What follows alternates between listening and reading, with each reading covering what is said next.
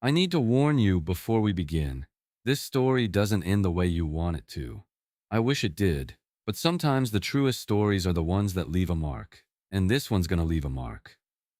The shape of what was lost. Here's what nobody in Dakota Territory ever quite understood about Nolan Gentry. He didn't lose the boy. He sent him away. And there's a difference between those two things that'll keep a man up every night for the rest of his life. The hayloft was empty. Nolan stood at the top of the ladder, lantern raised, and let the light crawl across what remained. Flattened hay where a small body had curled night after night for 3 weeks. Horse blankets folded neater than any child ought to fold anything. Stacked against the post like someone had tried to leave the place better than he found it. A tin plate sat on the crossbeam, scraped so clean it caught the lantern's glow and threw it back like an accusation. December had come to the territory the way it always did, quiet and final. The sky pulling low over the brown hills, like a hand pressing down on something that couldn't get any flatter. Frost laced the hay. The horses shifted below, their breath rising in slow clouds through the gaps between floorboards. And everything smelled of cold and animal warmth and the particular emptiness a room carries after someone has chosen to leave it. Nolan knelt where the boy had slept. His knees pressed into the shallow hollow, the curve where a hip had rested, the deeper groove where a shoulder had turned in sleep. His hand found something beneath the straw, small, wooden. He pulled it into the light. A carved horse, no bigger than his thumb. Whittled with a bone-handled pocket knife he recognized because it had belonged to his dead wife's father. And Willa had given it to a child Nolan never knew existed. The boy had left it behind. The way a person leaves a piece of themselves in a place they still believe might call them back. Beside it, face up on the straw like a prayer laid bare, was the daguerreotype, Willa's face, composed, steady, beautiful in that way she had of looking straight through the surface of things into whatever honest thing lay beneath. She wore her Sunday dress, and her eyes held that particular expression Nolan had spent 3 years of marriage believing was meant only for him. It wasn't. He sat there a long while. The lantern burned low, the horses shifted and settled below. Outside, the first real snow of the season began to fall, and the wind carried it sideways past the hayloft door, which stood open because the boy hadn't closed it when he left. Can I tell you why that door matters? Because Nolan Gentry had spent 2 years locking every door in his life. The hayloft, the root cellar, the trunk in the bedroom. His own chest, where grief lived like a tenant who paid no rent and never left. And the one person who might have opened all of them walked through this one 3 hours ago, climbed into a stranger's wagon, and disappeared down a frozen road without once looking back. But I'm getting ahead of myself. Let me take you back 3 weeks, to when the root cellar started coming up short. That's where the trouble began, though, if I'm being honest with you. The trouble started 2 years before that, on a rainy afternoon in October, when they put Willa in the ground. The funeral and the silence. After rain on a coffin lid sounds nothing like rain on a roof. Nolan knew this because he stood in it for 40 minutes with his hand flat against the wet pine, refusing to let them lower her. October of 1884, and the sky had opened up like it meant to wash the whole territory clean of everything decent. Mud sucked at his boots. The preacher had finished his words and gone quiet. Neighbors stood under black umbrellas and waited for a grief-stricken man to do the reasonable thing. He couldn't remember letting go. Just that at some point his hand was empty and the sound changed rain on wood becoming rain on dirt, and that was worse. Because dirt was permanent. Willa Gentry, 31 years old. Typhoid took her in 6 days. She'd been hanging wash on a Tuesday morning, humming something he could never name the melody of, and by the following Monday she was gone. The doctor said it was the water. Half the homesteads along Otter Creek had fouled wells that autumn, and Willa drank from theirs without a second thought because she'd never had reason to believe the land would betray her. They'd had 3 good years. Married in the spring of '81, built the house together plank by plank while living in a soddy that leaked when it rained and baked when it didn't. Willa could split kindling faster than most men and recite Longfellow while she did it. She had a laugh that carried across open ground the way church bells carry. You stopped what you were doing and listened whether you meant to or not. There were things he noticed only now. Standing in rain that soaked through his coat and didn't matter. Her Tuesday and Thursday absences during that last year together. She'd come through the door with mud on her boots, sometimes flour dust on her cuffs. Once, a child's wool mitten tucked in her coat pocket, said she'd been visiting the Deerfield family downstream. He never questioned it, never had cause to. Willa was the kind of woman who helped neighbors without announcement and came home smelling of bread dough and good intentions. And a man didn't interrogate that. After the burial, Nolan carried her trunk to the bedroom.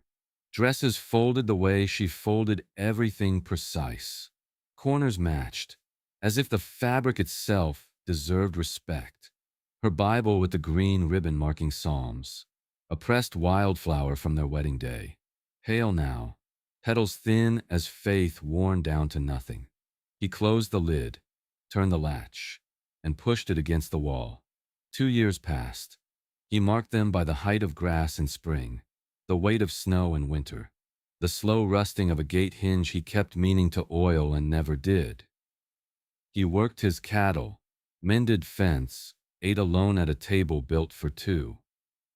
The ranch prospered because land don't care whether the man working it has a reason to wake up. He didn't know then that Willa had left him something. Not in the trunk, not in the house at all, out in the world, making its slow way toward him across territory and time, was a gift she'd prepared with the same quiet competence she'd brought to everything. A gift he would fail to accept when it finally arrived. The boy in the hay. 3 weeks before the empty hayloft, the root cellar came up short. November of '86, and the cold had settled into Dakota Territory like it owned the deed. Nolan noticed it on a Tuesday, 4 potatoes gone from the bin, a strip of jerked beef missing from the hook, and a jar of Willa's preserved plums he'd never had the heart to open sitting empty on the shelf with a spoon laid careful beside it. Someone had eaten them slow. Someone had put the spoon back. That was the detail that stopped him. A drifter don't return a spoon. A coyote don't use one. Second night, just past dusk, he stood in the shadow of the barn door and waited. Cold bit through his sheepskin coat. Stars came out hard and bright the way they do when the air has got no mercy left in it. Then the hayloft ladder creaked, and a small shape dropped to the ground and moved toward the cellar with the practiced quiet of someone who'd rehearsed the route in daylight. Nolan followed. Raised his lantern at the cellar door. The boy froze. 9 years old. Maybe, thin as fence wire. Wearing a coat 2 sizes too large and boots that had walked farther than any child's boots should ever have to walk. His eyes went wide in the lantern light, but his feet stayed planted. He didn't run. Instead, he reached inside his coat and held something up against the flame. A daguerreotype in a leather case, small enough to fit a child's palm. Willa's face looked back at Nolan across 2 years of silence. His knees went loose. He caught himself on the doorframe, one hand gripping the cold wood, and stared at the photograph, then at the boy, then back at the photograph. The world tilted sideways and held. "She told me to come here," the boy said. His voice was steady but thin, like a wire strung too tight between 2 posts. "If anything ever happened." "Who told you?" "Miss Willa, can I tell you the real reason Nolan didn't send the boy away that first night? It wasn't charity. It wasn't shock. It was the terrible hope that if this child knew Willa, then some fragment of her still existed somewhere in the world, and if he could hold on to that thread, he might follow it back to something that didn't hurt. He brought the boy inside, fed him broth and biscuits. The child ate the way a person eats when they're trying to remember how after forgetting for a long time. "What's your name, son?" "Levi." "Where'd you come from?" "Levi." The boy looked at the empty bowl. His fingers curled around the spoon he'd already set down. "She said you wouldn't need to ask." The afternoon she never explained sleep wouldn't come. It hadn't come right in 2 years. But that night it didn't even pretend to try. Nolan lay in the dark listening to the boy breathe in the spare room, a room Willa had kept made up with fresh sheets and a quilt she'd stitched herself, as if she always expected company that never came, or company that arrived 2 years too late.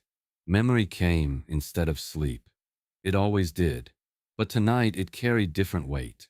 Willa, on a Thursday afternoon, coming through the door with flour dust on her sleeves and color in her cheeks, the specific way she smelled not of Deerfield's wood smoke but of lye soap and yeast, the smell of someone who'd been kneading dough in a kitchen that wasn't her own. She'd kissed his temple, hummed while she washed her hands at the basin. He'd been mending harness at the table and hadn't looked up long enough to notice her boots carried mud from the wrong direction. Now lying in the dark with a stranger's child sleeping 20 feet away. These details rearranged themselves into a shape he should have recognized years ago. The daguerreotype. He remembered the Saturday she'd gone to the studio in Bismarck while he loaded grain at the depot. He'd teased her when she returned. "Who's that portrait for?" Then, she'd smiled, not the smile she gave him across the supper table. Warm and easy. A different one. Quieter. The smile of a woman carrying something she wasn't ready to set down. "For someone who might need to remember my face." He'd assumed she meant him. Tucked the comment away with every other small tender thing married people say that seems ordinary until one of them dies and every word becomes a relic you turn over and over in your hands, searching for meaning you missed the first time. She didn't mean him. She meant a boy named Levi, who carried her face in his coat pocket across 200 miles of open territory because a dead woman told him it would lead him home. Here's what Nolan couldn't see yet. Because grief has a way of turning a man's eyes inward when they need to look out. Willa hadn't kept a secret from him. She'd been building a gift for him, one she ran out of time to explain. But he wasn't ready to see it that way. Not yet. Maybe not ever. Learning the shape of him. The boy knew things. He knew which stall the bay mare favored and called her Juniper, the name Willa used, not the name on the bill of sale. He knew the pump handle stuck at the top of its arc and you had to jiggle it left before pushing down. He knew the porch faced west because, as he said one evening over stew, "Miss Willa said you liked watching the sun go where it goes." Each detail was a small blade, and Nolan collected them the way a man collects cuts from barbed wire, one at a time. None deep enough to stop him. All of them bleeding quiet. By the second week, they'd found a rhythm. Mornings Nolan fed the cattle while Levi mucked stalls with a competence that said someone had taught him proper. The boy was small but steady, and he worked with the quiet focus of a child who understood that usefulness was the price of staying. Nolan sat 2 places at the kitchen table one morning and didn't notice he'd done it until he was pouring coffee into the second cup and realizing the boy drank milk. He stood there holding the pot, staring at that cup, and something cracked in the wall he'd spent 2 years mortaring shut. "You all right, Mr. Gentry?" "Fine, just burning daylight." Afternoons. Levi sat by the stove and carved. The pocket knife, Willa's father's knife. Bone-handled. Blade worn thin from generations of use, moved through the pine with the certainty of long practice. He was making a horse, not a rough child's toy, but a careful thing, proportioned right. The mane flowing back as if the wind had caught it and held. "She taught you to whittle?" "Yes, sir," said her daddy taught her, and she didn't want it going to waste. Here's the thing about happiness that arrives uninvited: you don't trust it. You hold it at arm's length and examine it for cracks. And that examining is what breaks it. One evening after supper, Levi fell asleep by the stove with the wooden horse half finished in his lap. Nolan sat across from him in Willa's rocker, the chair he hadn't touched since she died, and watched the boy's chest rise and fall in the firelight. Small hands gone still, face slack and unguarded, the way only a sleeping child's face can look, as if the world had agreed to stop being dangerous for a few hours. The fire popped, a log settled. Outside, wind pressed against the windows and the house held, the way a good house does when the cold tries to get inside. Then the boy murmured, half in sleep, barely a breath, "She said you were the kindest man she ever knew." Nolan looked at the fire.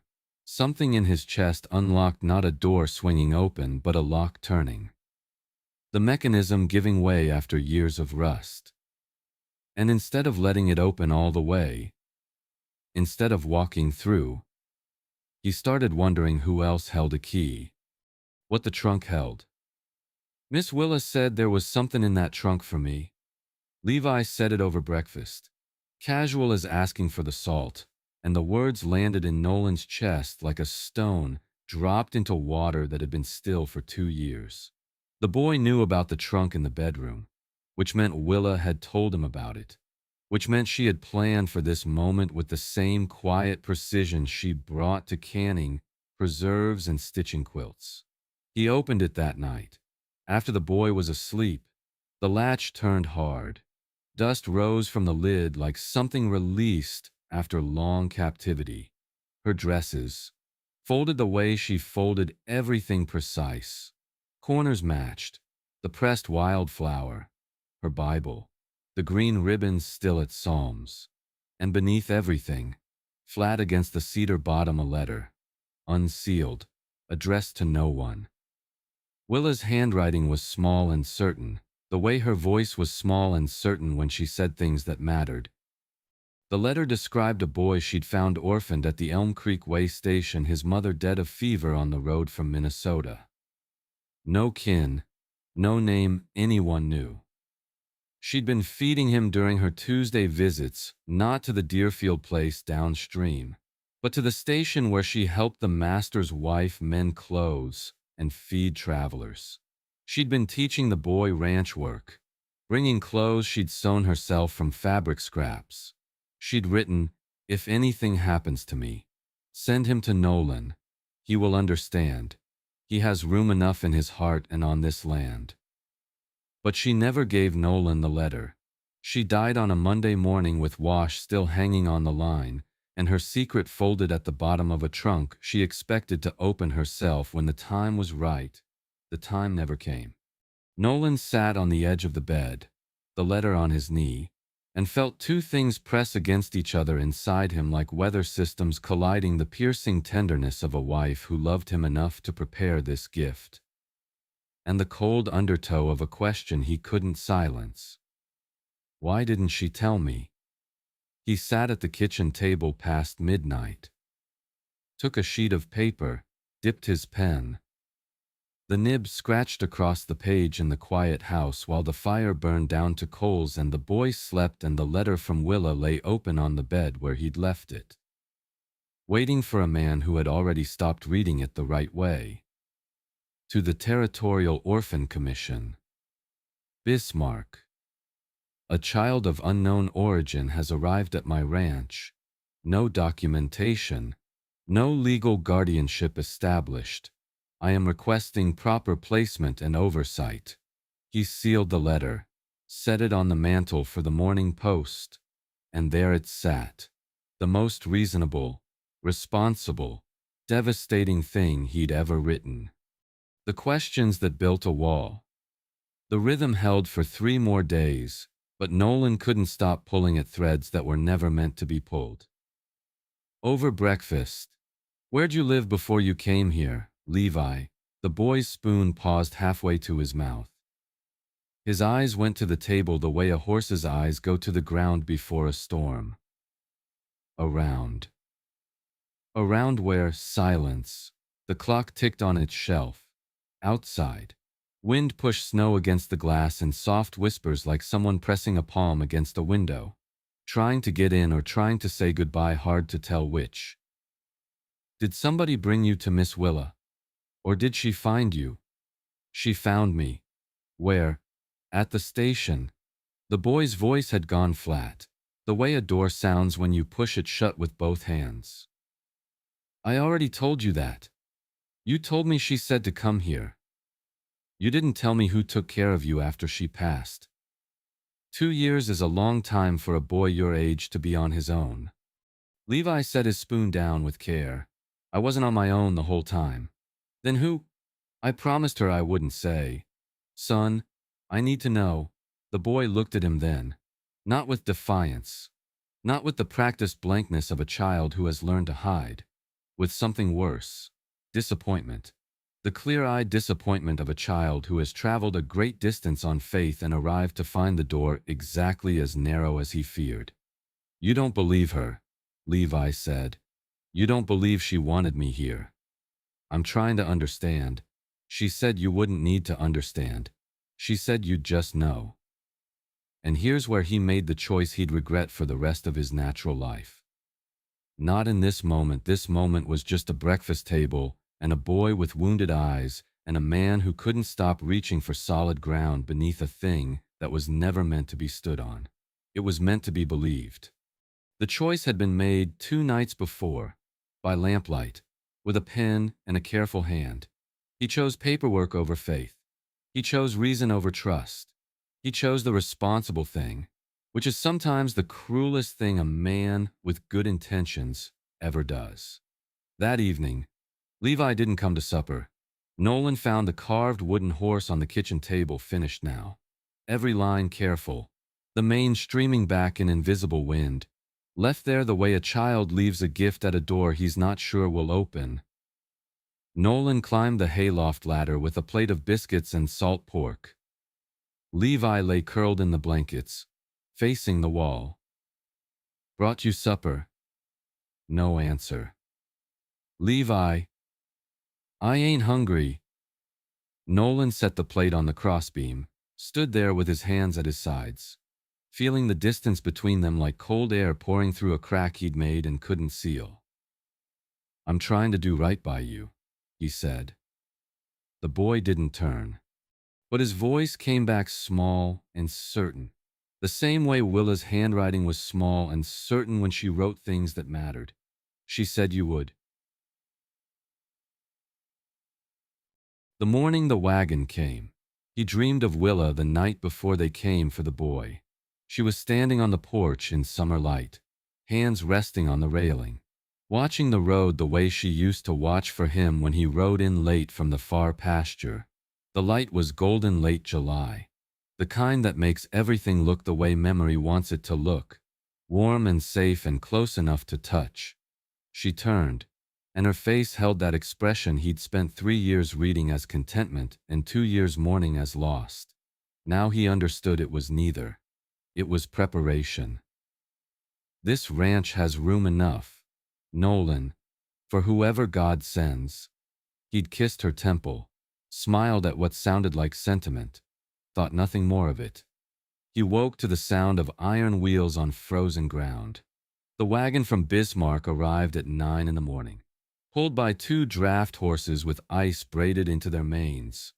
A clerk in a heavy wool coat and wire spectacles stepped down carrying a leather case dark with age. He wore the careful expression of a man employed by the Territory to move children from one arrangement to the next. And he smelled of road dust and official ink. Mr. Gentry, I'm alderman, from the Territorial Orphan Commission. You wrote regarding an unaccompanied minor on your property. I did. We're grateful for your diligence. Sir, we'll see the child is placed in an appropriate situation. Nolan had packed the boy's things that morning. Clean shirt, food wrapped in cloth for the journey. He'd held the pocket knife, Willa's father's knife, and turned it over twice before putting it in the bundle. It belonged to the boy. Taking it back would be one more door latched against a child who'd done nothing wrong except arrive. Levi came down from the hayloft when called. He looked at the wagon, looked at the clerk with his leather case and his territory papers, looked at Nolan. His face held no surprise. Children who have lost everything learn to read the weather of adults the way cattlemen read the sky, not with hope but with accuracy. He walked to the doorway of the house, stopped, reached inside his coat and held out the daguerreotype, not giving it back, not offering it, showing it. One final time. She said you'd keep me. 3 words. They landed like a hammer strike on something Nolan had believed was stone and turned out to be glass. And the sound it made shattering was the sound of every locked door in his life swinging open at once. Too late. He reached for the boy. His hand came forward, open, the gesture of a man who has finally understood what's being offered and is reaching with everything he has left to accept it. But Alderman had papers. Alderman had process. Alderman had the full weight of a letter Nolan himself had written, posted, and set into motion, and the machinery of good intentions grinds forward. It does not reverse. Levi placed the daguerreotype on the porch railing, walked to the wagon, climbed up onto the bench with the careful stillness of a child who has learned that adults choose the easier path, and that promises, even promises made by the dead, break against the ordinary fears of the living. The wagon pulled away down the frozen road. The boy didn't look back. Not once. Nolan stood on the porch until the sound of wheels faded to nothing but wind. The daguerreotype sat on the railing where the boy had left it. Willa's face turned toward the empty road as if she were still watching, still waiting, still believing her husband would understand. The locked door. He went to the hayloft first. The flattened hay, the folded blankets, the tin plate on the crossbeam. Scraped clean beside a spoon the boy had always returned because that was the kind of child Willa raised. One who put things back, who left doors open, who carried a dead woman's photograph across 200 miles of open territory because she told him it would lead him home. Nolan sat in the hollow where the boy had slept. The straw still held warmth, or he imagined it did. And at this point the difference between real and imagined didn't matter because both of them hurt the same. He pressed his hand into the shape of the small body and held it there until the cold came through his skin and settled into his bones. Evening fell the way it falls in Dakota Territory in early December, not gradually but all at once, like a door pulled shut by someone on the other side. He went back to the house, lit the lamp, stood in the kitchen and looked at the table where, for 2 weeks, 2 plates had sat across from each other, and a boy had laughed once over venison stew, and the sound had cracked something open that Nolan spent the next 3 days trying to seal shut with questions and paperwork, and the kind of reason that has no business anywhere near love. He took 2 plates from the shelf, set them on the table, spoons, tin cups. He placed the carved wooden horse beside the empty plate, the small pine horse, no bigger than his thumb, mane streaming back in wind that would never touch it, carved by hands that learned the craft from a woman who learned it from her father and passed it on to a boy the world said didn't belong to anyone. Then he sat down across from the empty place, folded his hands. Willa's daguerreotype stood propped against the water pitcher between the plates. Her face watched the seat where a boy should have been sitting. Her eyes held that expression Nolan finally understood, not contentment, not secrecy, but faith. Faith that her husband would see what she had seen, that he would trust what couldn't be proved or documented or signed by a territorial clerk, that he would open the one door she'd spent her final year quietly building. She'd written, "He will understand." She was wrong. He understood now, but now was an empty chair and a carved horse and a road the wagon had already traveled past the point where a man's voice could carry. Even if he screamed. Some doors only open once, and the saddest men in the world are the ones who find the key after the lock has changed. He didn't move for a long time. The lamp burned steady, The stove ticked as the fire settled inside it. Wind pressed snow against the windows, and the house held the way it had always held, solid, well built, room enough for whoever God might send. If only the man inside had been willing to open the door when the knocking came. Outside, the first real snow of December fell on a quiet ranch in Dakota Territory. Through the kitchen window, lamplight spilled across the porch and into the yard, catching the flakes as they drifted past. One shadow sat at the table where there should have been two, and the hayloft door, which the boy hadn't closed when he left, swung gentle on its iron hinges in the wind, open, open, open, the way some questions keep asking themselves long after the only person who could have answered them has gone. Thank you for staying to the end of this one. I know it wasn't easy. Then again, staying is sort of what the whole story was about, wasn't it? And the cost of not doing it.